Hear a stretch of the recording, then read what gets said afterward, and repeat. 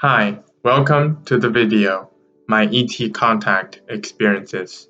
My name is Eric Chan. In this video, I will give you an overview of what prompted me to pursue more ET contact experiences and what has been the result of these efforts. So I had been interested in ET contacts ever since I was a child. However, I have been discouraged by the narrative that aliens are somehow evil and have hidden agendas, which is the popular story out there. So I shunned away from ET topics because I did not like the narrative surrounding it. With my spiritual awakening in 2020, I started reading more books. My curiosity about ETs were reignited with Conversations with God.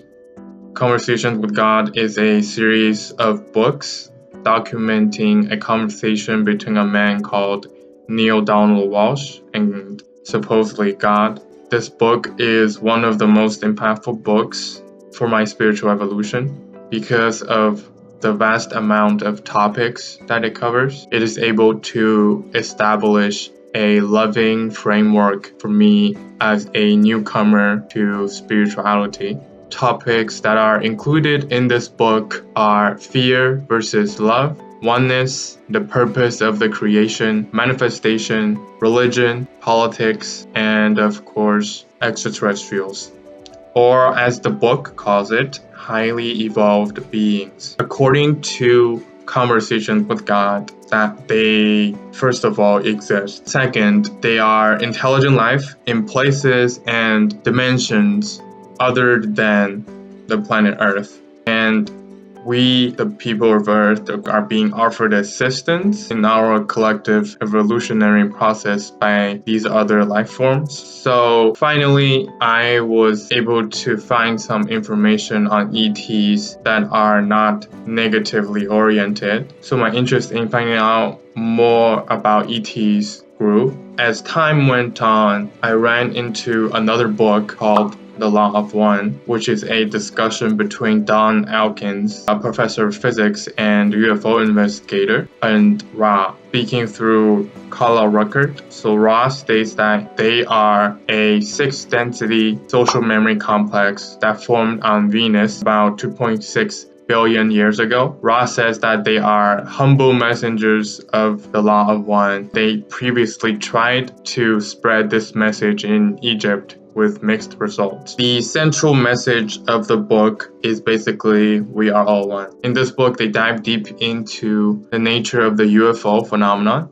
the purpose of reincarnation, the game of life, service to others versus service to self as a path of spiritual evolution, and many more. I would recommend this book to anyone who wants to learn more about intersectionality of spirituality and extraterrestrial. So in this book, the specific thing that prompted me to have my first ET contact was the talk about wanderers or starseeds, as more commonly known. It is from this point that I started to have ET contacts. So I did a past life regression where I saw myself as an ET in the 200s. If you haven't watched my video about my past life regression experiences, I recommend you check it out on my channel. And after my first ET contact experience, I had another experience of contact during memory retrieval. The story is that I realized that I had a seizure in my childhood during which I have no memories, and I had an intuition that there must be something there that I am now ready to explore. So I went to my Reiki master and asked him to do a regression for me. And in this regression, I saw myself as a little boy running and jumping on a field of wheatgrass. I was very happy. Then I turned my head to the right. I saw a Mantis being looking at me very lovingly and saying, "We are always with you. We will contact you shortly." At first, I was scared because I had never seen a Mantis being before. However, as I tuned into the energy of this Mantis being, I started feeling a sense of peace and love. And that is when I calmed down. So after this, I became even more excited about ET contact. And I started having a Mantis face popping up when I'm deep in my meditation. So it will be I go into deep meditation for a couple minutes. There will just be this mantis being flashing their face, and it's as if they're saying, we need to talk to you. So for about a year, I would enter meditation, and sometimes I would be remote viewing spaceship, or I would be remote viewing a planet. They just show up to the forefront of my consciousness, and the only thing perhaps that I did was just to have an interest in these beings that are trying to make a contact. I just asked them, is there anything you want to show me? So for about a year, there were images being shown to me.